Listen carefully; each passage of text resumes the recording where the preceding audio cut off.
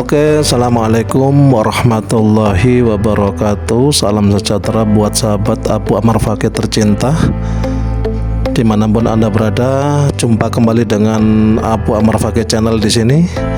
Saat ini Abu Ammar Fakih sedang mengadakan perjalanan dari Desa Kemuning dari Desa Kemuning, Kecamatan Tarik Sidoarjo. Kecamatan Tarik Sidoarjo, dekat dengan Krian Sidoarjo.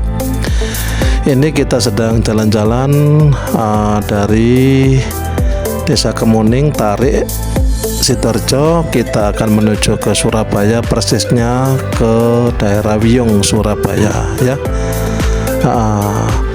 Salam jumpa kembali buat sahabat Abu Ammar Fakih semua dimanapun Anda berada.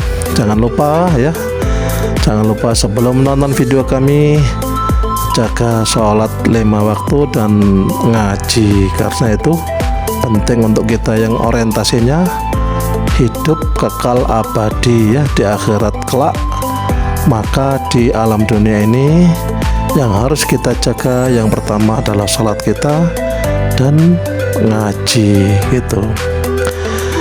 Oke sahabat semua, sambil mengakhiri perjalanan kita pada saat ini, kita akan ngobrol beberapa hal, terutama terkait dengan agama kita, karena mempelajari agama adalah sesuatu yang bersifat wajib hukumnya. Jadi minimal dalam setiap hari kita meluangkan waktu untuk mempelajari, membaca, menelaah ajaran-ajaran agama kita. Dengan begitu, kelak ketika kita bertemu dengan Tuhan kita, dengan Allah, kita akan bisa mempertanggungjawabkan setiap hari kita, yakni salah satu kita isi dengan mempelajari wawasan-wawasan dan ilmu-ilmu agama Islam kita. Oke sahabat semua, pada kesempatan ini kita akan membahas tentang menjalankan agama Islam secara kafah menjalankan ajaran agama Islam secara kafah alias secara totalitas demi menuju pada hidup yang penuh dengan barokah, hidup yang diberkahi. Kita semua sudah tahu bahwa Islam adalah agama yang sempurna Islam adalah agama yang menyeluruh. Islam itu agama yang sempurna dan menyeluruh Islam itu bukan sekedar agama ritual belaka. Islam bukan sekedar agama ritual belaka, tetapi Islam adalah sistem hidup yang mengatur seluruh aspek kehidupan manusia. Jadi Islam itu mengatur sistem hidup yang mengatur seluruh aspek kehidupan manusia, mulai dari ibadah pribadi hingga urusan sosial, urusan ekonomi, urusan hukum, bahkan urusan kepemimpinan. Inilah makna dari Islam sebagai dinul hayyah. Dinul hayyah berarti agama kehidupan. Namun yang menjadi persoalan di banyak kalangan hari ini adalah pemahaman dan pengamalan Islam yang cenderung parsial Maksudnya apa? Dijalankan di satu sisi dan ditinggalkan di sisi lain. Jadi dijalankan sebagian dan ditinggalkan sebagian. Ini yang disebut parsial. Banyak yang menjalankan ajaran Islam hanya pada aspek ritual semata, seperti sholat luar biasa sholatnya, semangat khusyuk, puasanya, juga hajinya tetapi di satu sisi abai terhadap ajaran muamalah, yakni hubungan sosial dan ekonomi, seperti kejujuran dalam berdagang diabaikan. Kemudian tidak benar-benar menjaga menjaga diri dari maksiat seperti menjauhi riba, menolak suap.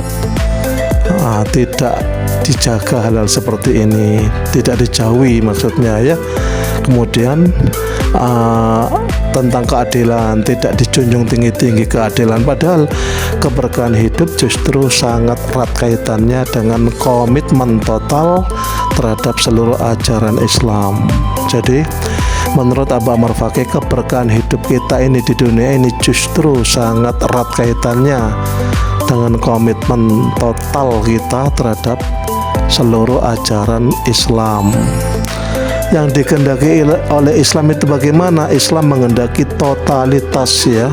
Islam itu menghendaki kita menjalankan ajaran-ajarannya secara totalitas, bukan parsialitas.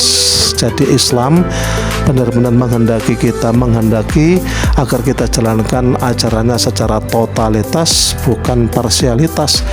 Sebagaimana firman Allah dalam surat Al-Baqarah ayat 208, Allah berfirman yang artinya, wahai orang-orang yang beriman, masuklah kamu ke dalam Islam secara kafah keseluruhan dan janganlah kamu ikuti langkah-langkah syaitan. Sungguh ya, ia adalah musuh yang nyata bagimu. Al-Baqarah 208. Sahabat semua, ayat ini menjadi peringatan bahwa Islam harus dipeluk dan dijalani secara utuh. Tidak cukup hanya sholat 5 waktu. Jika dalam praktek ekonomi masih menjalankan transaksi riba, tidak cukup puasa Ramadan jika dalam pekerjaan masih melakukan praktek suap atau korupsi. Islam bukan hanya apa yang tampak di masjid, di mushola, tapi juga apa yang terjadi di pasar, terjadi di kantor, perkantoran, dan ruang pengambilan keputusan. Jadi Islam menghendaki kita totalitas, bukan parsialitas gitu. Nah, bagaimana jika seseorang menjalankan Islam secara parsial? Nah, ini pasti akan memperoleh bahaya-bahaya. Jadi bahaya memilih ajaran. Allah berfirman dalam surat Al-Baqarah ayat 85, apakah kamu beriman kepada sebagian kitab dan ingkar kepada sebagian yang lain? Allah menegur kita di dalam surat Al-Baqarah ayat 85, apakah kamu beriman kepada sebagian kitab dan ingkar kepada sebagian yang lain? Ayat ini menyoroti kecenderungan manusia yang suka memilih-milih ajaran agama, menjalankan yang sesuai selera dan menghindari yang terasa berat. Bahkan orang yang merasa cukup dengan amal-amal ritual tetapi enggan ketika syariat menyentuh kenyamanan ekonominya. Ya, misalkan yang tadi itu menolak meninggalkan praktek riba karena merasa itu menyulitkan bisnisnya.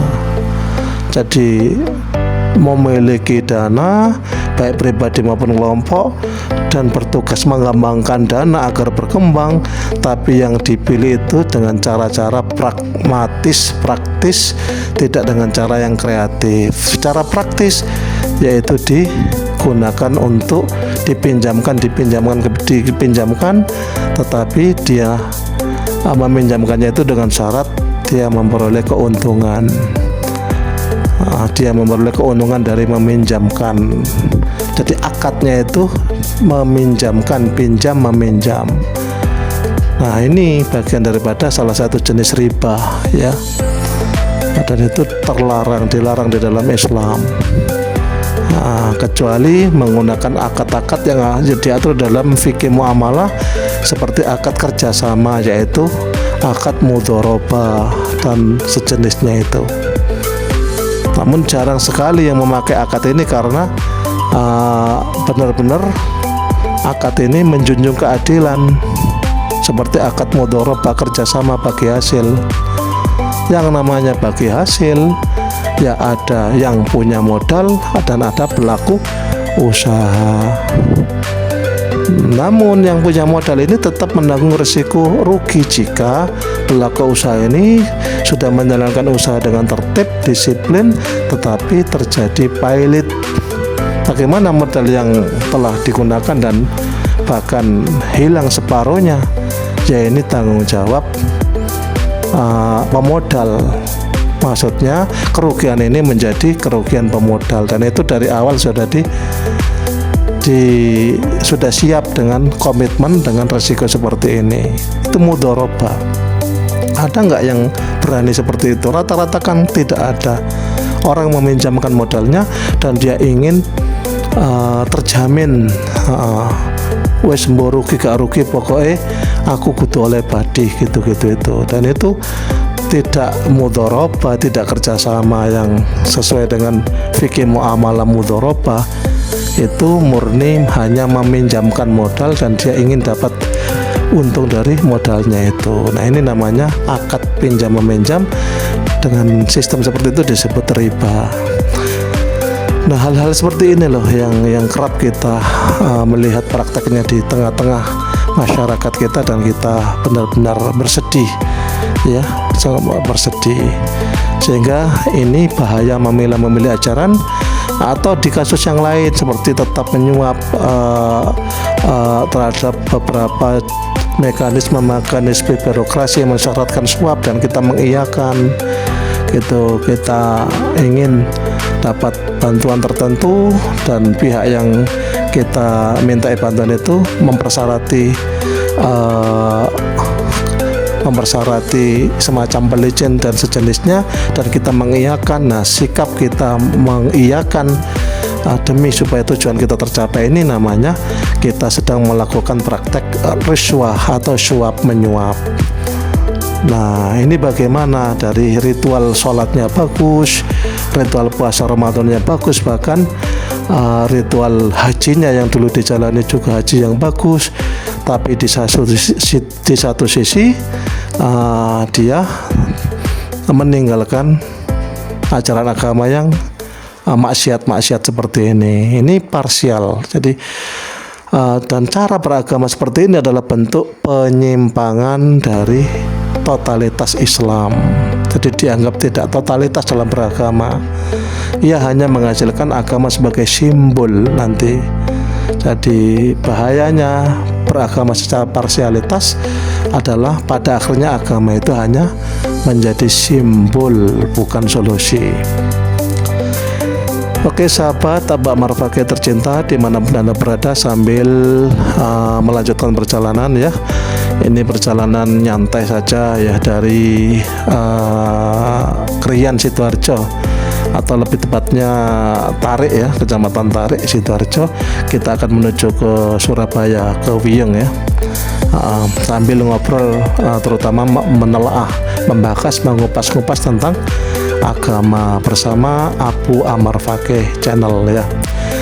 Nah, bagaimana mereka yang beragama secara total? Nah, pasti ada keberkahan seorang yang benar-benar menjalankan agama Islam secara kafah, secara total. Allah menjanjikan keberkahan bagi orang ya, bagi orang dan masyarakat yang menjalankan ajarannya secara utuh, secara total. Allah berfirman dalam surat Al-A'raf ayat 96, A'udzubillahi minasyaitonirrajim, yang artinya, jikalau sekiranya penduduk negeri-negeri beriman dan bertakwa, pastilah kami akan melimpahkan kepada mereka berkah dari langit dan bumi. Berkah bukan sekedar banyaknya harta, berkah itu bukan sekedar tingginya jabatan ya, berkah itu adalah hidup yang penuh dengan ketenangan. Berkah itu hidup yang penuh dengan kemanfaatan dan pertolongan Allah di segala situasi. Ini berkah. Jadi tenang, penuh dengan kemanfaatan, dan terjamin ditolong oleh Allah di segala situasi.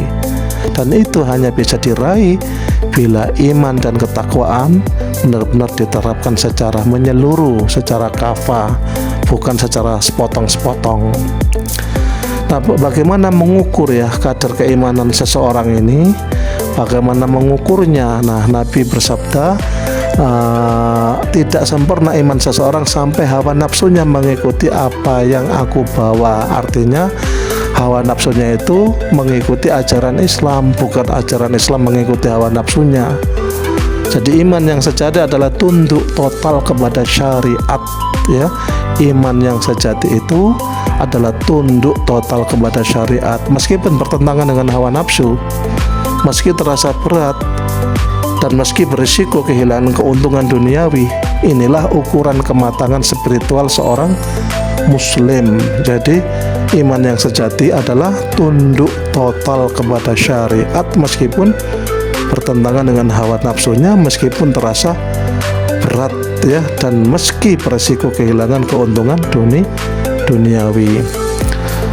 Sahabat Abah Marfaqih semua, jadi Islam ya, Islam itu tempat kita bisa memilih ya, tempat, maksudnya Islam itu ya, Islam itu sistem hidup yang harus diterima dan dijalankan sepenuh hati ya, bukan sistem hidup yang disuka-suka, pilih memilih, bukan ya, itu harus diterima dan dijalankan secara total, secara sepenuh hati, dengan komitmen dan tunduk ya, dengan ketundukan penuh.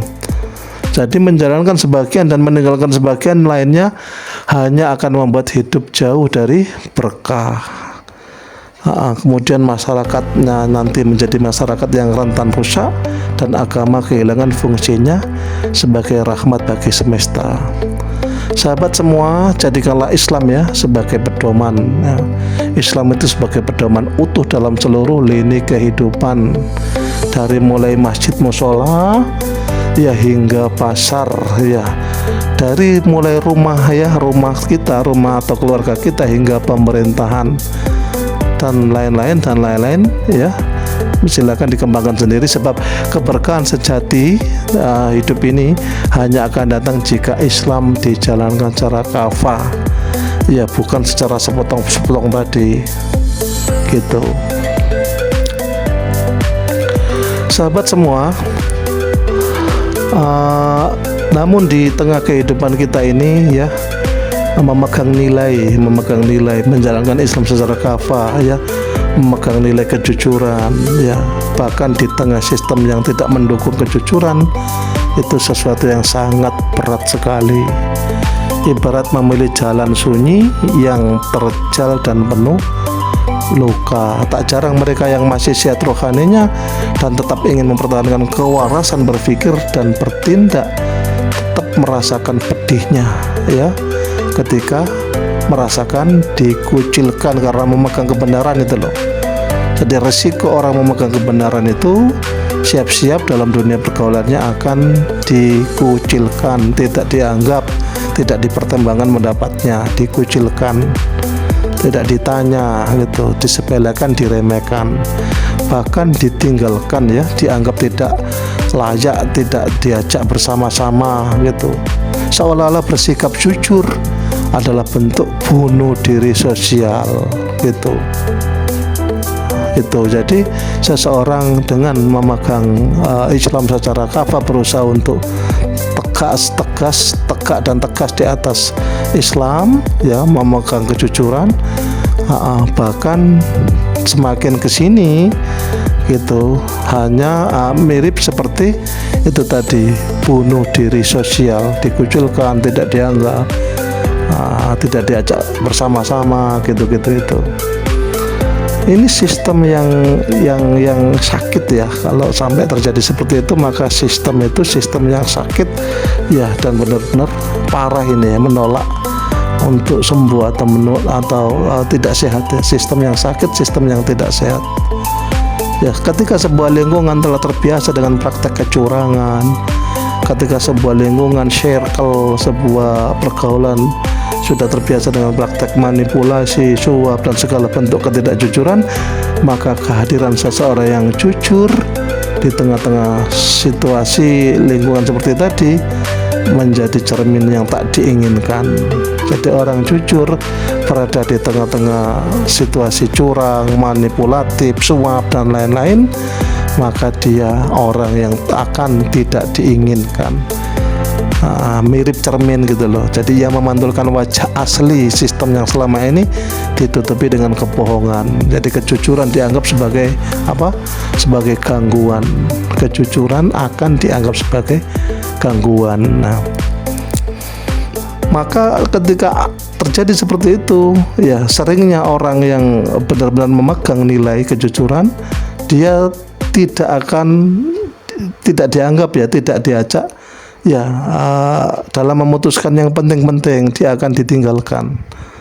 Orang yang memegang kejujuran, memegang nilai, dia akan ditakuti ya, dijauhi, bahkan tidak diajak dalam keputusan yang penting, dicap tidak bisa kompromi gitu-gitu itu. bahkan dianggap sebagai ancaman terhadap kenyamanan sistem ya, dianggap sebagai ancaman. Bayangkan ini. Dan namun justru inilah bukti bahwa rohani seseorang yang memegang prinsip atau nilai itu disebut rohani yang hidup gitu. Mereka masih punya hati yang takut pada dosa, bukan hanya takut kehilangan posisi atau relasi. Ini jadi cuma berat karena itu sistem sudah membentuk sebuah sistem. Jadi, tapi kalau mau menjalankan maka siap-siap terasing gitu saja. Sekaligus sebagai ujian suatu integritas ya. Jadi kejujuran adalah bentuk tertinggi ya dari integritas diri gitu bahasanya ya. Jadi kejujuran adalah bentuk tertinggi dari integritas diri. Ya bukan sekedar etika sosial. Jadi kejujuran itu bukan sekedar etika sosial, tapi cerminan dari dalam dada kita, yaitu iman itu. Dan tentu jalan ini tidak mudah, karena memang tidak dijanjikan sebagai jalan yang mulus.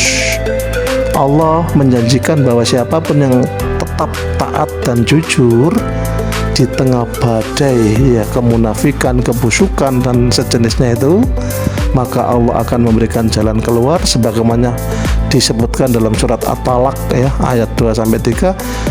Allah berfirman yang artinya barang siapa bertakwa kepada Allah, niscaya dia Allah ya akan menjadikan baginya jalan keluar ya, dan akan memberinya rezeki dari arah yang tidak disangka-sangkanya. Ini jaminan ya, orang yang tetap taat adalah tetap dengan takwanya, tetap dengan jujurnya, menjalankan Islam secara kafah tadi itu. Siapa yang benar-benar bertahan walaupun resikonya seperti tadi ya, tidak dianggap, diremehkan, dikucilkan, bahkan terasing, maka Allah lah yang nanti menjadi walinya, pelindungnya, dan akan dibantulah oleh Allah. Jaminan ya, dijamin oleh Allah. Dan bertahan dalam kejujuran adalah bentuk keberanian spiritual. Orang dengan resiko seperti tadi tetap jujur, tetap bertahan di dalam kejujurannya. Ini disebut dengan keberanian spiritual. Jadi berani menanggung resiko demi ridha Tuhan, demi ridha Allah, bukan demi pengakuan manusia. Jalan seperti ini tentu tidak sembarang orang ya bisa atau berani gitu. Mereka yang memilih tetap jujur ya mungkin akan kehilangan banyak hal secara duniawi. Secara duniawi, kehilangan relasi, jabatan, fasilitas, atau bahkan keamanan itu diancam ini, diancam itu gitu. Tapi mereka ya sedang menjaga sesuatu yang lebih tinggi. Jadi walaupun potensi kehilangan seperti relasi, jabatan, fasilitas, atau bahkan keamanan, tapi semua itu demi menjaga sesuatu yang lebih tinggi, yaitu kehormatan diri di hadapan Tuhan ya, dan kehormatan diri di hadapan sejarah. Ini mengukir sejarah sebagai pelopor ya kebenaran gitu. Tentu ini bukan bunuh diri, melainkan proses penempaan diri. Jadi bukan sebagai bentuk bunuh diri, bukan. Ini bagian daripada kita berjuang gitu loh, menempah diri terus menjadi pribadi yang tahan uji, kuat dan tidak mudah dibeli. Ingat, tidak mudah dibeli. Dan seringkali justru karena jalan ini jalan yang berat dan sunyi, hanya sedikit yang mampu melaluinya. Jarang orang mau mempertahankan kejujuran, menjadi orang yang tetap berislam secara kafah, itu jarang orang. Ini jalan sunyi ya, tidak ada, bahkan tidak ada orang yang mau di jalan ini. Karena itu tadi, ini bukan jalan umum, ini pasti jalan yang sunyi. Karena berat gitu loh, jarang orang yang mau melaluinya. Namun mereka yang mau melaluinya inilah yang nanti akan dikenang sebagai pilar-pilar perubahan. Jadi benar-benar pahlawan gitu loh. Jadi sekedar ikut arus, ikut orang lain bagaimana, terus dia mengikutinya tanpa punya prinsip sendiri yang itu berdasarkan kebenaran, maka berarti dia hanya mengikuti jalan umum. Di sini orang yang tetap menjaga kejujuran, mempertahankan Islam dan menjalankannya secara kafah itu, ini jalan sunyi ya, bukan jalan umum. Jarang orang yang mau di jalan ini. Nah, bagi mereka yang ingin tetap jujur di tengah sistem yang rusak, ya lingkungan yang rusak, ya mungkin ada hal-hal yang perlu ya sebagai referensi gitu. Jadi tentu tidak bisa secara frontal ya, harus pelan-pelan. Jadi jika lingkungan merusak, lingkunganmu itu penuh dengan sistem-sistem yang benar-benar sudah korup, sudah sistem yang culas, penjilat, sistem yang benar-benar menghalalkan segala cara untuk sampai pada tujuannya. Nah, itu tentu kita tidak bisa melawannya secara frontal ya. Cukup cara menolaknya ya kita tidak ikut arus gitu saja. Jadi diam ya adalah bahasa perlawanan yang halus tapi kuat gitu. Kita tidak ikut arus itu sudah cukup bagus. Tidak perlu melawannya secara frontal. Kemudian bangun jaringan dengan orang-orang yang sevisi. Tentu kita membutuhkan orang-orang yang sevisi dengan kita walaupun skalanya kecil. Nah, komunitas yang jujur ini bisa memulai ya, bisa menjadi tempat saling menguatkan. Jadi ada komunitasnya gitu, jangan sendiri gitu.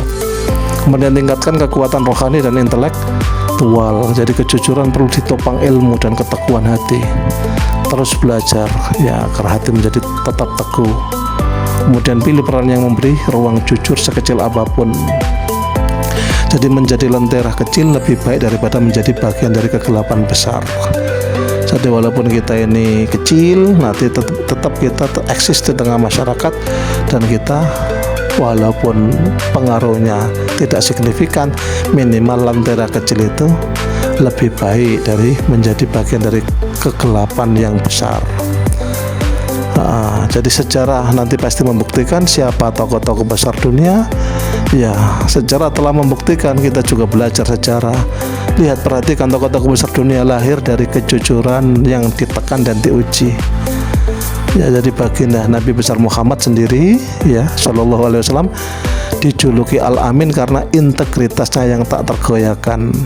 Sebagaimana tokoh dunia, ada Gandhi, Soekarno, Cokro Aminoto ya, mereka semua awalnya dianggap terlalu lurus ya. Mereka semua dianggap terlalu lurus awalnya begitu di dunia yang bengkok. Tapi lihatlah, mereka lah yang akhirnya menyalakan cahaya perubahan itu.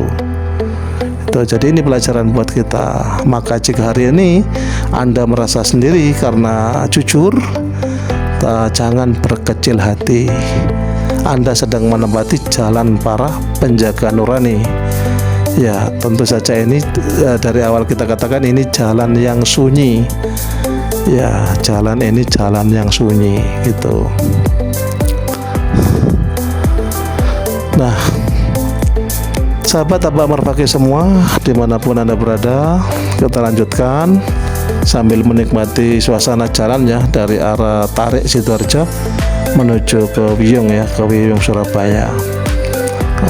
Jadi kita lanjutkan perjalanan ya. Jalan yang sunyi itu jalan para nabi gitu. Jalannya terjal ya, penuh luka-luka ya, tapi di sanalah ada kemuliaan. Jadi dalam lembaran sejarah umat manusia, kita ketahui tak satu pun nabi atau pembawa risalah kebenaran yang hidup di jalan nyaman dan mudah. Tidak ada ceritanya Nabi dan Rasul itu hidupnya mudah, dakwahnya mudah, tidak ada perlawanan, pertentangan, bahkan taruhan nyawa, semuanya taruhan nyawa.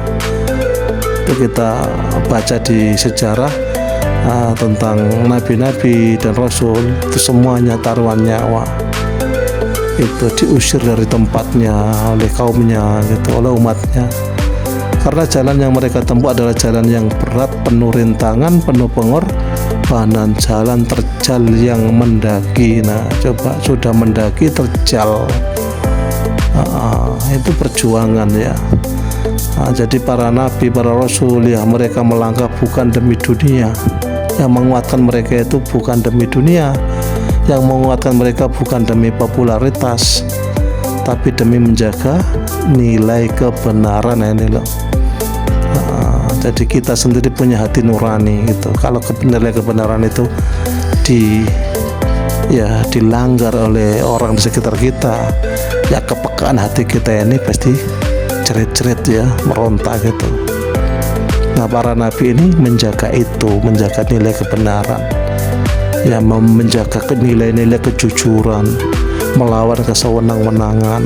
Kalau ada kezaliman, yaitu mau mengalahkan kezaliman dan mengajarkan manusia jalan hidup yang benar, itu nabi. Tapi semua itu tidak mudah ditentang, dilawan, disalahpahami, difitnah, bahkan dibunuh. Loh, nabi itu dibunuh oleh mereka yang tidak mempercayainya atau mengingkarinya. Inilah jalan keras para kekasih Tuhan ya, yang kita sebut tadi jalan sunyi. Nah, tidak semua orang berani di jalan ini, tidak semua orang berani menempuhnya ya.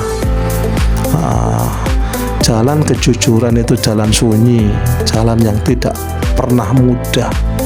Para nabi dan orang-orang jujur sepanjang zaman harus siap menghadapi penolakan, pengasingan, penolakan dari orang-orang dekat mereka sendiri, sahabatnya, temannya. Loh, jujur itu tambah ditolak, tambah dihina, tambah disingkirkan, tambah dimusuhi, itu difitnah dari masyarakat ya.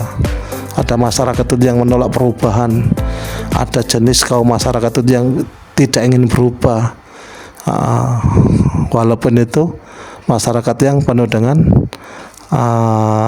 praktek-praktek yang melanggar syariat. Ketika ada yang mau merubah itu ditolak ya, difitnah gitu. Jadi riba itu benar-benar bukan khilafiyah, itu murni, itu di dalam Al-Quran riba itu sesuatu yang dilarang, haram dilakukan. Tapi di tengah masyarakat riba, seorang yang mengatakan ini difitnah, lalu dimusuhi, dibenci ya. Coba ini jalan kejujuran itu tak ada yang pernah mudah. Jalan kejujuran itu diancam ya. Kalau ada penguasa yang merasa terusik ya, bahkan mengancam seorang ulama atau kiai atau ustadz yang hendak ini mengangkat materi mempertegakkan syariat ini gitu, diancam gitu. Kemudian diblokade ya, hartanya ya, dan lain-lain ya, korban harta, tenaga waktu, bahkan jiwa itu. Nah, semua itu tidak instan ya. Jalan kejujuran, jalan ini menuntut waktu, menuntut kesabaran, konsistensi, tentu saja juga menuntut pengorbanan besar, baik materi maupun non materi. Jadi menepaki jalan kejujuran ini ya, jalan hanyalah diisi dengan penderitaan demi penderitaan ini, luka demi luka ini. Inilah jalan yang dijanjikan oleh Allah sebagai jalan yang mulia. Dan kita kenal dari sejarah tidak ada jalan mulia ini penuh dengan kemudahan ya, semuanya mau tantangannya itu, bahkan oleh temannya sendiri, sahabatnya sendiri, masyarakatnya sendiri yang melawan. Lu diajak kepada kejujuran dan hidup yang benar-benar dipandu oleh syariat secara total, bahkan dimusuhi, dikucilkan, tidak dianggap garis keras loh, dianggap aliran keras gitu-gitu itu. Dalam surat Al-Imran Allah berfirman ayat 146 yang artinya, dan betapa banyak nabi yang berperang didampingi oleh sejumlah besar pengikut yang bertakwa, mereka tidak menjadi lemah karena bencana yang menimpa di jalan Allah, tidak patah semangat dan tidak menyerah. Sahabat semua, ini perbincangan kita tentang perjuangan ya. Tentu perjuangan di dalam Islam kita kenal memperjuangkan kejujuran saja loh. Ini luar biasa tantangannya. Saya sebut jalan sunyi ya, jalan yang sepi dari peminat gitu ya, jalan sunyi. Sebab ia tidak menawarkan kemewahan, tidak menawarkan kenyamanan, tidak menawarkan sorotan dunia. Jalan ini menuntut perjuangan batin ya. Jalan sunyi ini jalan menjaga kejujuran, jalan totalitas dalam menjalankan syariat Allah, Ini perjuangan batin, keteguhan prinsip, dan dibutuhkan kesediaan untuk berjalan sendirian bahkan ya karena bisa jadi semua akan menjauh ya, sebab manusia itu lebih suka jalan yang landai, jalan yang rata, licin, jalan yang tanpa ada rintangan. Manusia lebih suka penuh tawa dan pujian.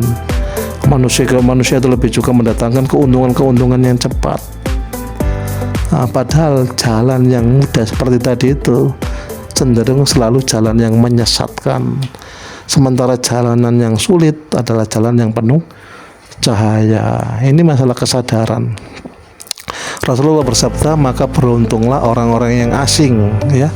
Maksudnya orang-orang yang tetap bertahan dalam kebenaran ketika mayoritas manusia sudah tergelincir dalam kesesatan. Jadi semua orang tidak semua orang suka atau siap menempuh jalan yang sunyi ini, yaitu jalan menjaga kejujuran dan jalan menjalankan Islam secara kafah. Tentu butuh kekuatan rohani untuk tetap tegak di atas jalan kebenaran, jalan sepi dan jalan yang sudah mendaki terjal. Ini butuh kekuatan rohani, juga butuh kebeningan hati untuk tidak tergoda. Kebeningan hati yang menjadikan tetap fokus tetap kokoh di dalam prinsip gitu ya. Oke sahabat semua, kita tidak lepas dari lingkungan masyarakat di mana kita bertempat tinggal gitu. Jadi ketika di tengah keramaian tempat tinggal kita, kalau kita tinggal di sebuah kota kota kita, kalau kita tinggal di sebuah desa desa kita gitu. Dan ketika kita melihat suasananya damai, religius, musolanya banyak, masjidnya megah, lantunannya adzan saut bersautan, dan aktivitas ibadahnya yang benar-benar semarak namun ketika kita melihat semua itu di satu sisi damai, ayam kita melihat semua itu, bisa jadi tersimpan semacam kepiluan yang dalam, sebuah kepiluan yang tidak terlihat oleh mata biasa. Jadi mata biasa nggak mampu melihat, namun dirasakan kepiluan tersebut dirasakan secara tajam oleh hati-hati yang masih peka terhadap nilai kebenaran. Jadi ibadah ritual dijalankan dengan rajin, tetapi di sisi lain kehidupan muamalah kita melihatnya itu tadi yang ada kepekaan hati nurani tadi, melihatnya di urusan tertentu, urusan muamalah kelihatan compang camping, dan ini hal yang sangat pilu. Dalam bentuk apa compang campingnya? Hal yang dilarang berbentuk maksiat kepada Allah. Hal-hal yang dilarang itu masih terbuka dilakukan, seperti praktek riba, praktek suap menyuap, bahkan sudah menjadi budaya. Juga praktek kecurangan demi untuk meraih sesuatu. Itu kan kita menjadi pilu gitu. Terus bagaimana ini? Maksudnya siapa yang merasakan ini? Mereka yang hatinya masih peka, masih peka terhadap kebenaran. Bagi yang sudah tumpul karena hubutunnya dan lebih memuja nafsunya, yang mereka pendukungnya, bahkan orang yang bicara seperti ini pasti akan dibenci, disingkirkan, dijauhi gitu. Ini jalan sunyi jadi kita melihat lingkungan masyarakat kita yang religius, tapi di sisi lain dalam hati kecil dan hati nurani kita melihat praktek-praktek yang dilarang tadi, itu benar-benar pilu, menyakitkan gitu loh, kayak goresan di hati itu, goresan berdarah di hati kita itu, gitu itu. Nah, kita melihat praktek agama dijalankan secara parsial, ya ini fenomena beragama yang piluh gitu ya. Jadi ritualitas tinggi namun moralitas keropos.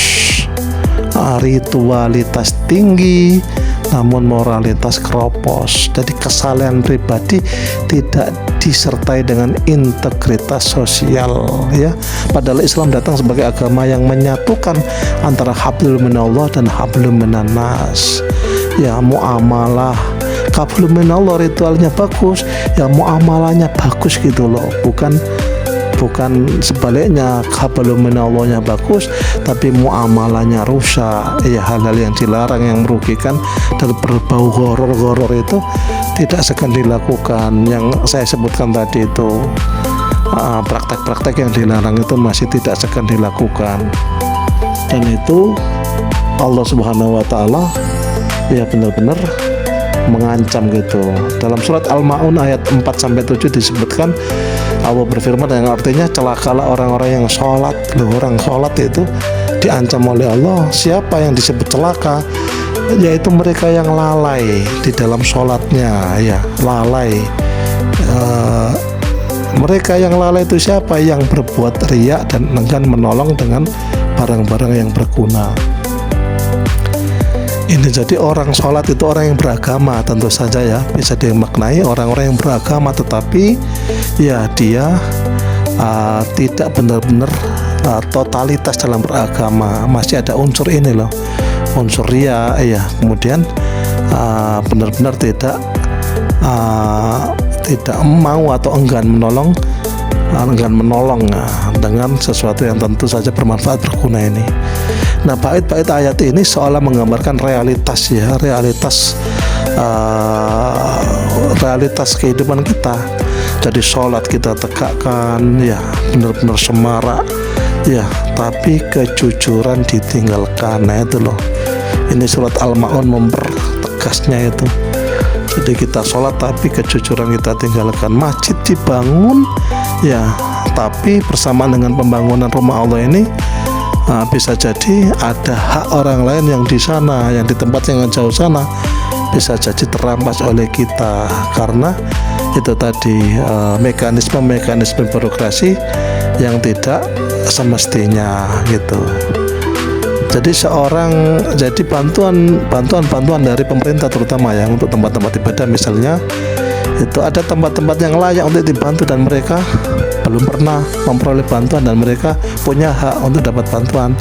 Tapi bantuan itu tidak akan sampai ke mereka karena bantuan itu akan diberikan pada pihak yang sebetulnya ya bukan haknya. Tapi karena suatu hal, ya karena riswa tadi, karena ada unsur suap penyuap di prakteknya itu, akhirnya beralihlah bantuan tadi yang mestinya menjadi hak yang di sana yang belum pernah dapat bantuan itu, akhirnya berubah dimiliki oleh yang bukan haknya. Ini kan paradok gitu ya. Jadi rumah Tuhan, bahkan ini terkait dengan pembangunan tempat ibadah rumah Tuhan, bersamaan dengan membangun rumah Tuhan, tapi bersamaan dengan itu ada hak ya pihak lain gitu ya, yang kita tidak tahu di mana pihak itu, di mana tempatnya pihak itu yang telah kita rampas haknya itu.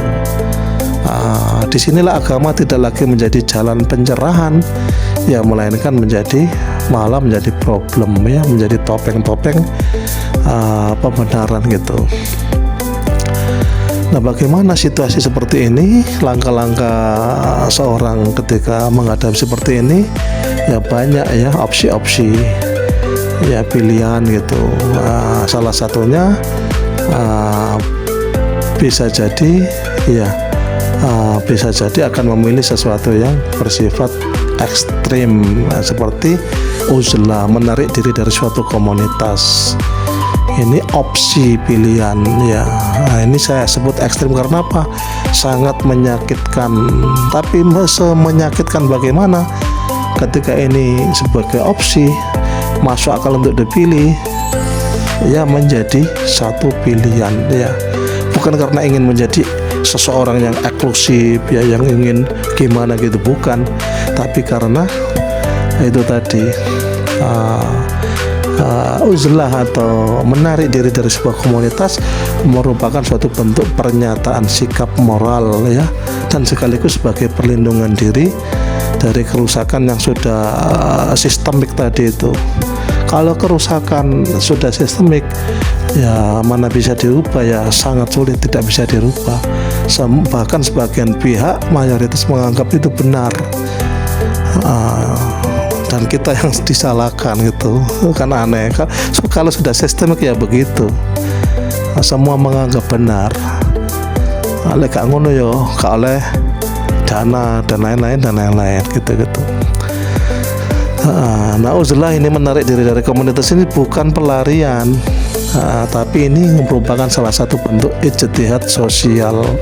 Jadi berupaya menjaga iman gitu dari prinsip saat lingkungan ya. Jadi iman dan prinsip itu perlu dijaga gitu, terutama saat lingkungan telah berkeadaan yang benar-benar itu tadi ya, penuh dengan hal yang dilarang oleh Allah itu. Jadi uzlah itu benteng ya, benteng batin agar tidak ikut terseret ya dalam arus kerusakan berjamaah gitu. Bahkan yang dibungkus dengan kemasan religi gitu, religius gitu. Jadi nggak kelihatan itu kerusakan gitu. Perlu seseorang ketika menyadarinya, bisa jadi opsi yang dia pilih itu uzlah, itu menarik diri dari komunitas. Rasulullah pernah bersabda, akan datang suatu masa di mana sebaik-baik harta seorang muslim adalah kambing yang ia bawa ke puncak gunung dan lembah-lembah dan menjauh dari fitnah dan menjaga agama gitu. Dan Rasulullah dalam konteks yang lain bersabda, sesungguhnya Allah itu baik ya, dan tidak menerima kecuali yang baik. Terkait dengan tadi itu, jadi kalau seseorang dipercaya membangun ya, menjadi panitia pembangunan baik di sebuah lembaga pendidikan kah, atau di rumah-rumah ibadah, musola atau masjid, nah itu harus benar-benar menjalankan apa yang menjadi perintah Allah dan menjauhi apa yang dilarang oleh Allah. Praktek riswah, suap menyuap itu harus dijauhi sejauh mungkin. Kalau tidak, nah itu akan menjadi sesuatu yang bersifat paradok gitu ya. Jadi pusat dakwah ya, pusat Allah yang maha suci malah didirikan dengan sesuatu yang dilarang oleh Allah. Na'udzubillah. Nah, uzlah menarik diri dari komunitas ya, tentu saja bukan berarti putus dari dunia, bukan. Justru dari sanalah bisa lahir komunitas kecil ya, yang bersih, yang jujur, yang adil, dan mirip seperti oasis gitu di tengah padang pasir, lingkungan yang penuh dengan itu tadi jauh dari Islam kafah tadi. Jadi kelompok kecil ini bisa menjadi tempat tumbuhnya harapan baru. Nanti generasi-generasi yang mendatang itu loh butuh tauladan gitu, sehingga bisa melihat Islam yang utuh, Islam yang benar-benar dijalankan secara baik, adil, dan membawa keberkahan, bukan sekedar penampilan saja, bukan gitu. Jadi ketika agama tinggal bentuk dan simbol, ketika agama tinggal bentuk dan simbol, maka meninggalkannya ya, maka meninggalkan simbol-simbol tadi tentu bukan sebagai sebuah kesalahan atau dosa, tapi penyelamatan diri. Nah ini, jadi ketika ritual-ritual agama-agama itu hanya berbentuk ritual-ritual dan simbol-simbolik ya, simbol-simbol belaka, bukan dijalankan secara kafah ya, maka uzlah, menarik diri dari komunitas seperti itu tentu menjadi sebuah opsi ya, sebagai penyelamatan diri ya. Karena jika komunitas tak bisa diubah, nah ini, maka setidaknya diri sendiri harus tetap dijaga. Ini yang kami maksud sebagai semangat atau pilihan atau opsi uzlah ya. Menjauh bukan karena benci, tapi karena cinta pada nilai yang benar ya. Tuh. Semoga kita diberi kekuatan untuk tetap istiqomah dalam iman meski harus menempuh jalan sunyi. Nah, kita menyebutkan jalan sunyi. Jadi memegang kebenaran, hendak menerapkan Islam yang kafah, itu jalan sunyi ya. Jalan sunyi. Dan yang terakhir itu tadi, jalan sunyi itu bisa bermakna uzlah, itu jalan yang sunyi. Oke. Sahabat Abu Marfaqih, ini kita sudah sampai di Wiyung ya. Ini Babat Karangan ya, ini sudah sampai di Wiyung, Surabaya. Jadi tidak terasa perbincangan kita ya sudah cukup karena kita sudah hampir sampai. Di sini kami mau menyimpulkan ya bincang-bincang santai kita pada perjalanan kali ini terkait dengan menjalankan agama Islam secara kafah gitu, dimana kita melihat fenomena di kanan kiri kita, di lingkungan kita, di komunitas kita ya. Kadang-kadang kita temukan fenomena kelompok ya masyarakat menjalankan agama secara parsial ya. Jadi sebagian dipilih untuk dijalankan yang terutama berbentuk ritual-ritual ibadah itu, sementara sebagian yang lain yang berbentuk muamalah-muamalah itu diabaikan, ditinggalkan gitu. Dan itu kita tentu tidak setuju. Kita ingin beragama itu benar-benar kita jalankan secara totalitas, bukan parsial. Ritual ibadahnya oke ya, ritual ibadahnya oke, dan muamalahnya oke. Kita tidak melakukan hal-hal yang dilarang oleh Allah dalam bidang muamalah gitu, entah dalam bidang kerjasama apa, pinjam-meminjam apa, dan lain-lain, semua di dalam tuntunan syariat yang benar gitu. Itu jadi sahabat semua, jika kita sudah berusaha seperti itu namun lingkungan kita masih di dalam kondisi yang parsial, nah itu kita harus punya opsi lain, langkah lain. Bisa jadi kita menjaga jarak ya dengan lingkungan yang seperti itu, tidak karena benci, tidak karena apa, tapi kita juga perlu menyelamatkan diri kita itu. Paling tidak kita punya kewajiban menyelamatkan diri kita, tidak ikut arus gitu loh. Jadi menjaga jarak itu tidak ikut arus, tidak ikut arus. Kita jaga diri kita dari hal-hal yang berbentuk parsial tadi. Entah bagaimana caranya, entah bagaimana resikonya. Jadi jalan sunyi berbentuk uzlah, jaga jarak itu jika diperlukan perlu ditempuh ya sebagai opsi untuk menyelamatkan akidah kita, untuk menyelamatkan iman dan prinsip kita gitu. Dan untuk anak-anak kita nanti, generasi yang mendatang itu kita perlu memberi tauladan gitu. Untuk sementara seperti itu ya sahabat semua, sahabat Abu Marfaqih tercinta. Demikian, jika ada kalimat atau kata-kata yang kurang berkenan, tentu saja Abu Marfaqih sebagai manusia biasa, manusia ya yang ingin ya belajar baik, belajar ya menjadi manusia yang benar, terutama karena sebagai seorang muslim, manusia yang ingin menjalankan agama secara total ya, bukan parsial. Itu sebuah harapan ya.